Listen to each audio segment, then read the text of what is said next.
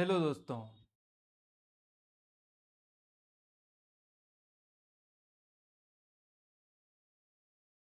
आप सभी का अपने इस बेसिक मैथ की सीरीज में स्वागत है। आप सभी को पता है कि अपन अनुपात और समानुपात को इतने दिन से पढ़ा था और आज मैं इसके क्वेश्चन लेकर आया हूँ कुछ माध्यम से, जो मैंने पहले ही इसके ऊपर नोट कर दिए हैं। वो क्वेश्चन को कैसे सोल्व करना है और कैसे नहीं करना है, किस ट्रिक का कैसे यूज करना है, वो तमाम चीजें मैं आपको इस माध्यम से बताने वाला हूँ। और वो भी एकदम शॉर्ट ट्रिक के, मतलब सेकेंडों में उसका आंसर निकालना मैं बताऊंगा। तो शुरू करते हैं। पहला क्वेश्चन किस टाइप का है कि ऐसे सवाल आपको एग्जाम में देखने को मिलेंगे, 100% देखने को मिलेगा। और ऐसे सवाल वीडियो के एग्जाम में भी आते हैं, किसके? वीडीओ, जिसकी फुल फॉर्म क्या होती है? विलेज डेवलपमेंट ऑफिसर होती है। एलडीसी के एग्जाम में भी आपको देखने को मिल सकते हैं और सीईटी, कॉमन एलिजिबल टेस्ट के अंतर्गत भी आपको देखने को मिल सकते हैं। और ये इस तरह का सवाल 2024 में 12वीं लेवल का जो पेपर हुआ था, उस लेवल में ये क्वेश्चन पूछा भी गया था। इस टाइप का बोल रहा हूँ, ये सेम नहीं पूछ रहा हूँ। इसमें देकर का दो संख्याओं में 3:4 का अनुपात है। दो संख्या है और उन दोनों का अनुपात कितना है? 3:4 का। इन संख्याओं में क्या जोड़ा जाए कि इन दोनों संख्याओं का अनुपात क्या हो जाए? 7:8 हो जाए। अब क्वेश्चन के अकॉर्डिंग अपन सभी को चलना है। क्वेश्चन क्या कहना चाहता है उस पर अपन ध्यान को रखना है, तो इस क्वेश्चन को अपन बेहतर तरीके के माध्यम से कर सकेंगे। तो आइए मैं बताता हूं। इसको अपन क्या करेंगे? हल। क्या लिखेंगे? हल। और आपको समझना है कि दो संख्याएं, कितनी संख्या? दो संख्याएं, उन दोनों संख्याओं का अनुपात कितना है? 3:4 है। और इन दोनों में क्या जोड़ा जाए कि वह संख्या का अनुपात जो बन जाए वह 7:8 बन जाए। तो इसमें क्या कहा है? जोड़ा है। अब बात को समझना, जोड़ा इसका मतलब इसके अंदर भी जोड़ा जाएगा। बात यही समझना कि इसके अंदर भी क्या किया जाएगा। तो मैं कहूँ 3/4 लिख सकता हूँ, तो आप कहोगे बिल्कुल बिल्कुल लिख सकता हूँ। इन दोनों के अंदर मैं क्या जोड़ू? दोनों के अंदर जोड़ूंगा। मैंने कहा मैंने कोई संख्या जोड़ी, वह जोड़ी x। तो मैंने क्या जोड़ी? x। तो दोनों के अंदर वह संख्या जोड़ी, वह क्या जोड़ी? x। और इनको जोड़ने के बाद जो इसका अनुपात है, यानी बराबर में होगा, तो वह भी क्या बन जाता? 7:8। क्या बन जाता है? 7:8। अगर इस प्रकार की सिचुएशन आपको मैथ्स के अंदर मिल जाते हैं, तो आपको इस सिचुएशन को कैसे हैंडल करना है, आइए मैं बताता हूँ। अभी कुछ नहीं करना, अब समझना। इसको इससे गुणा कर दो और इसको इससे गुणा कर दो। इस गुणे को अपन कहते हैं वज्र गुणा। कौन सा गुणा कहते हैं? तो वज्र गुणा। कौन सा? वज्र गुणा। तो ये बात भी आपको याद रखनी है, इसको वज्र गुणा कहते हैं। अब बात को समझना। आठ आठ आठ आठ को 3 से भी गुणा करना और 8 को 1 से भी गुणा करना है। तो 8 को मैं 3 से गुणा करता हूं तो 24 होते हैं, फिर प्लस का प्लस प्लस।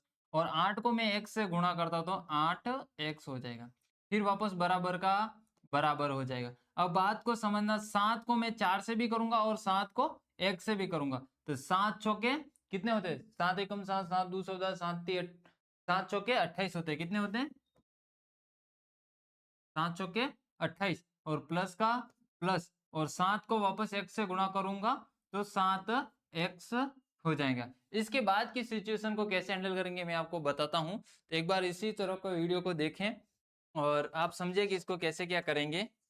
एक बार अपना भी दिमाग लगाएं। तो ये सिचुएशन जब आपके पास एग्जाम में आ जाते हैं, तो आपको कुछ नहीं करनी है। जो x वाली संख्या है, x वाली संख्या को एक तरफ ले जाना है, और जो अंकों वाली संख्या को उनको एक तरफ ले जाना। तो मैं कहूं, अगर मैं कहूं आपको, इधर भी 7x प्लस का है और इधर प्लस का 8x है।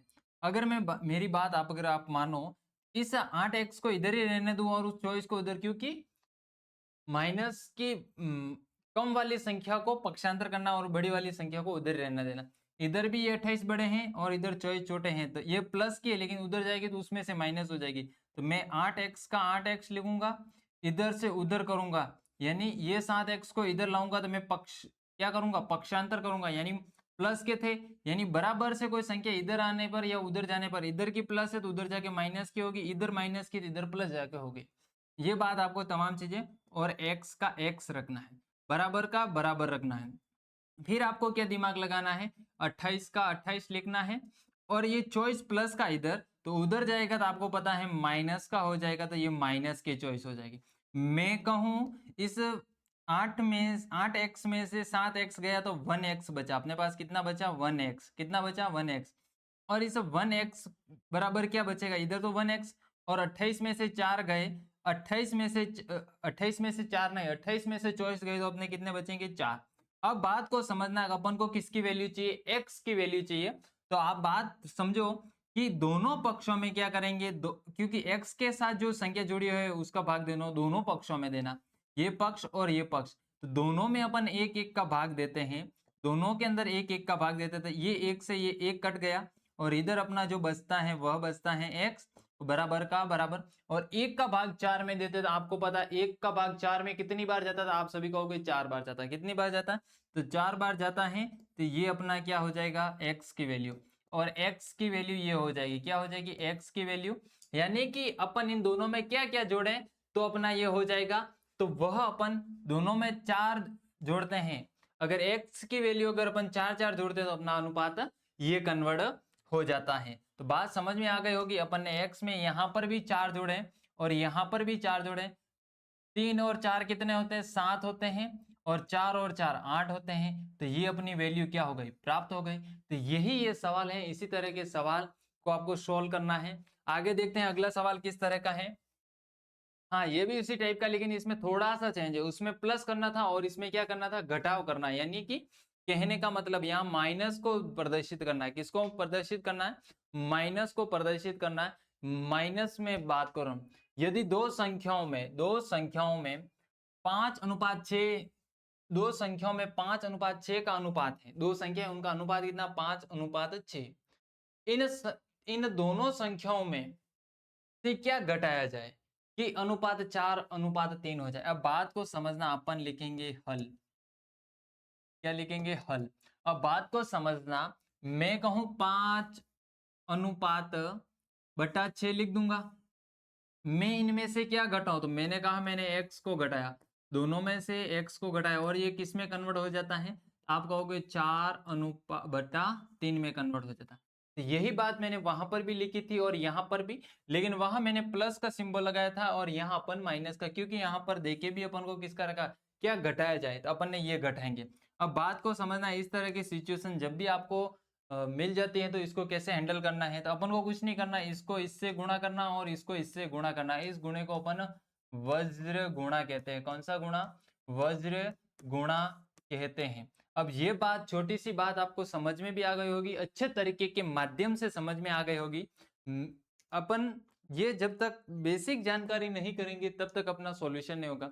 मैं कहूं इस 3 को, इसको इससे और इसको इसको, 3 को अपन किससे गुणा करना है, तो 5 से गुणा करते थे, 3 को अगर अपन 5 से गुणा करते हैं तो 15 होता है, कितना होता है 15, और माइनस का माइनस, 3 को अपन x से करेंगे तो 3x हो जाएगा, क्या हो जाएगा 3x, फिर बराबर का बराबर, इस 4 को 6 से भी करेंगे और x से भी करेंगे, तो 4 को 6 से करेंगे तो 4 को अगर अपन 6 से करते तो आपको पता है कि जैसे अपन करते हैं 4 2 8, कितना होगा, यह 6 को 4, 4 एकम 4, 4 2 8, 4 3 12, 400 को 16, 4 पंजे 20, 4 चंग 24 होते थे, कितने होते हैं 24, कितने होते हैं 24 को अपन यहाँ इंपोर्ट कर देंगे, माइनस का माइनस और 4x का 4x हो जाएगा। ये आपको जब भी सिचुएशन प्राप्त हो जाती है तो इस सिचुएशन को आपको कैसे हैंडल करना है मैं बताता हूँ।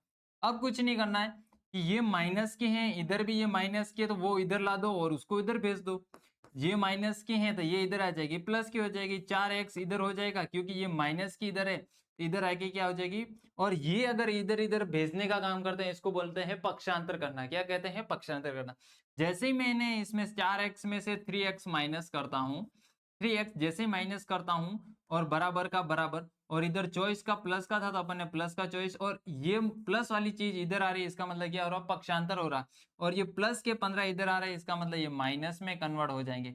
ये छोटी छोटी बातें आपको एग्जाम में ध्यान रखने योग्य होती हैं।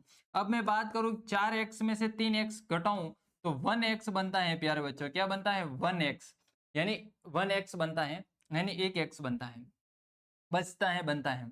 अब अगर मैं चॉइस में से 15 घटाऊं, आपको पता है चॉइस में से 15 घटाएंगे तो आपको पता है 9 बचेगा, कितना बचेगा 9, और अपन आपको पता है अपन को तो x की वैल्यू चाहिए और x के साथ यहाँ एक भी है यानी 1x की वैल्यू नो, अपन को x की चाहिए ना, तो अपन दोनों पक्षों में एक का भाग दे देंगे, दोनों पक्षों में एक का भाग देंगे यानी एक एक से ये एक एक कट गया, तो अपन को तो x की चाहिए, तो x की वैल्यू क्या होगी, एक का भाग 9 में देंगे तो कितनी बार जाएगा, 9 बार, आप सभी को पता है। तो यही अपना क्या हो जाएगा, आंसर हो जाएगा। आप जैसे ये सिचुएशन करोगे तो आपको ये क्या मिल जाएगा, इसका आंसर मिल जाएगा। क्या मिल जाएगा, आंसर मिल जाएगा। जैसे आप 9 में से 5 घटाओगे, 9 में से 5 घटाओगे 4 बचेगा, और 9 में से 6 घटाओगे तो 3 बचेगा, और 4/3 अपना ये क्या हो गया, आंसर मिल गया। तो ये छोटी छोटी चीजें हैं, ये आपको ध्यान रखना योग्य बातें हैं, जिससे आप अच्छे तरीके के माध्यम से अपना अंक प्राप्त कर सकते हो। आगे चलते हैं, अगले क्वेश्चन। इस तरह के क्वेश्चन है एग्जाम में, इस तरह से हैंडल करने हैं। ज्यादा सूत्रों के मुताबिक नहीं चलना है, जहां शॉर्टकट का यूज होता है उस शॉर्टकट का यूज करके ही अपन को एग्जाम में आगे बढ़ने का मौका मिलता है। आगे चलते हैं, अगले क्वेश्चन किस तरह के हैं। ये क्वेश्चन भी बहुत बहुत अच्छे अच्छे क्वेश्चन है। ये क्वेश्चन क्या कहते हैं, ए बी बराबर 3:5 है, बी सी बराबर 2:3 हो तो ए सी का अनुपात ज्ञात करना है।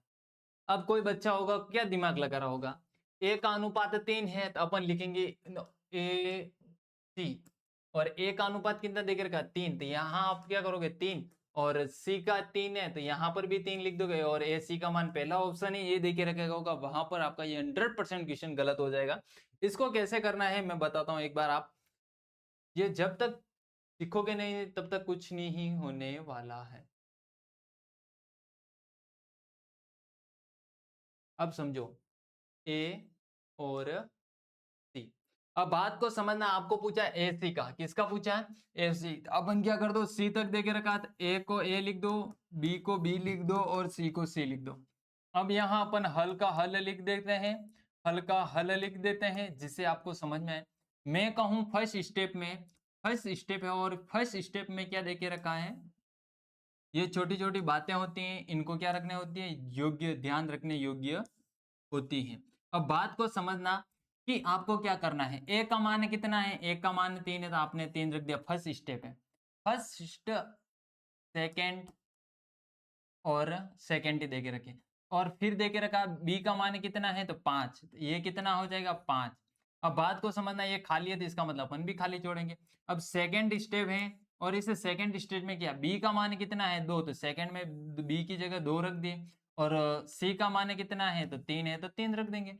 यहां तक आपको कोई प्रॉब्लम नहीं होनी चाहिए। ये स्टेप ज्यादा भी हो सकते हैं, इधर आगे सी डी का मान भी दे के रखा हो। अगर आपके पास ये 2 कॉलम खाली है, यहाँ पर भी खाली है या यहाँ पर भी खाली, तो आपको इस सिचुएशन में क्या करना है कि जो इसके पास वाली संख्या है, यानी ये इसके पास वाली है, तो यहाँ पर भी आप क्या कर दो, 5 इंपोर्ट कर दो, इंपोर्ट कर दो, और इधर इधर क्या इसके पास वाली यहाँ खाली है, इसका मतलब ये पास में क्या 2 है तो इसको यहाँ इंपोर्ट कर दो।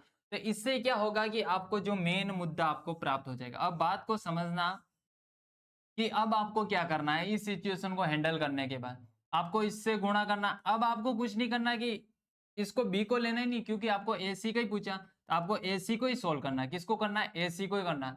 तो मैं ए सी को ही करूंगा, क्योंकि मेरे को बी की रिक्वायरमेंट है ही नहीं है, एग्जाम में पूछी नहीं है, तो मैं बी को क्यों सोल्व करूंगा। तो ए सी को अपन ए का मान निकालने है, तो 3 को 2 से ऐसे गुणा करना है। गुणा करोगे या ऐसे करो, गुणा कैसे भी कर सकते हो, लेकिन ऐसे खड़ा करना, ठीक है।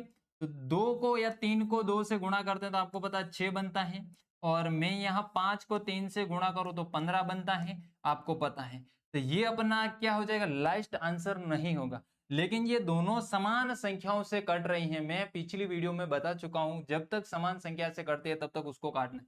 मैं इसके अंदर 3 का भाग देता हूं तो कितनी बार जाता है, 2 बार जाता है, और इसके अंदर मैं 3 का भाग देता हूं तो 5 बार जाता है। यानी कहने का मतलब मेरा फाइनल आंसर 2:5 हो जाएगा। ये अपना ए सी का क्या हो जाएगा, ए सी का क्या हो जाएगा, आंसर हो जाएगा। तो अनुपात आपने क्या निकाला, 2:5, ये इसका क्या है, फाइनल आंसर है। अगर आपको बी सी का पूछ लेता, अगर एग्जामिनर बी सी का पूछ लेता तो आपको कुछ नहीं करना, इसका तो आपने 15 निकाल दिया ही था, और इसको आप इससे गुणा करते, 10 और 15 बन रहे थे, 10:15, 10 अनुपात में भी नहीं बन रहे थे, मैं बताऊं। अब इनको वापस कट रहे भी थे, तो 5 से 2 और 5 से 3 कट रहे हैं, तो ये भी, इसका भी आंसर क्या हो जाता, 2:3 हो जाता है। इसका आंसर क्या हो जाता है? 2:3 है, जबकि इसका 2:5 बन रहा है। तो ये छोटी छोटी बातें आपको एग्जाम में ध्यान रखनी है। अगला क्वेश्चन देखते हैं। अगला क्वेश्चन क्या बता रहा है? ए बी बराबर 2:3 है, बी सी का मान 1:4 है, सी डी का अनुपात 3:5 है। तो यहां तो अपन को भाई साहब ए बी सी डी चारों का अनुपात पूछ लिया था। आपको कुछ नहीं करना, मैंने पहले जैसा बताया था वैसे रो बना लो। फर्स्ट ए बी सी और ये डी। अब बात को समझना है, इसको इसलिए बनाता हूं कि आप उलझन में नहीं है। अब मैं बात करूं, फर्स्ट फर्स्ट अपना ये हो जाएगा, सेकंड अपना ये हो जाएगा और थर्ड अपना ये हो जाएगा। बात यही समझना जिससे आपका कॉन्सेप्ट क्लियर हो जाए। ए की में फर्स्ट में ये है तो ए के मान कितना है? 2 का 2 और बी का मान 3 है।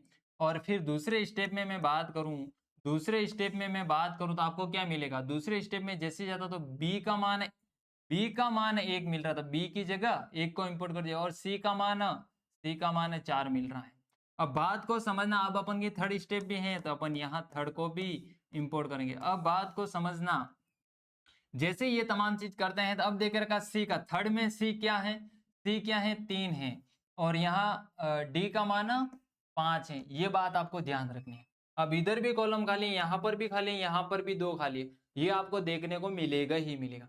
अब बात ये ध्यान रखना, मैंने कहा इनके पास वाली संख्या को इंपोर्ट करना, तो यहाँ पर मैं 3 कर दूंगा और वापस इसके पास भी तो 3 आ रहा है तो यहाँ पर भी 3 को कर दूंगा।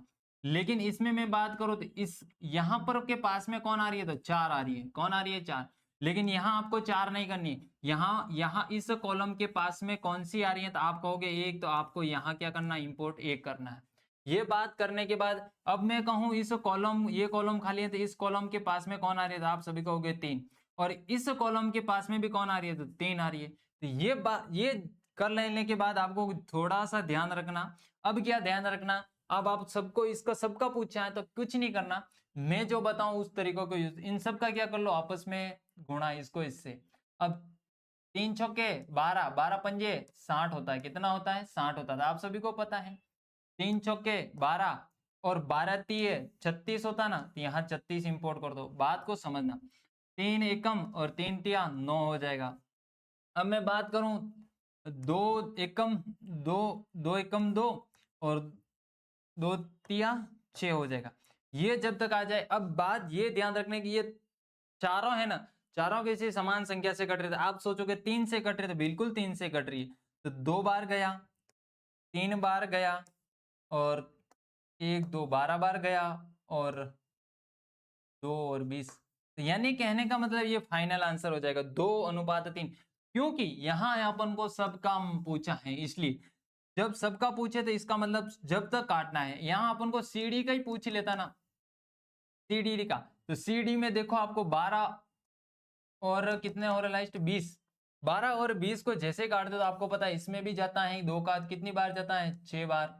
और 2 का इसमें 10 बार, वापस भी करते हैं 3 और वापस 5, तो 3:5 हो जाता। लेकिन आपको तो यहाँ पर 2 का जा रहा है, यहाँ का 2 का नहीं जा रहा है, यहाँ 2 जा रहा है, यहाँ पर भी जा रहा है, लेकिन इसमें तो नहीं जा रहा ना। इसका मतलब अपना फाइनल अनुपात 2:3:12:20 इसका सही आंसर आपको मिल गया है। तो ये सही आंसर है।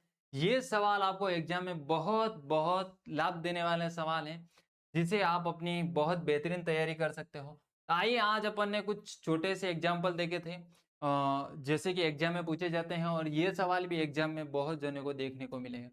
तो आज की क्लास का अपन यही समापन करते हैं। ये क्लास कैसी लगी? धन्यवाद सो मच।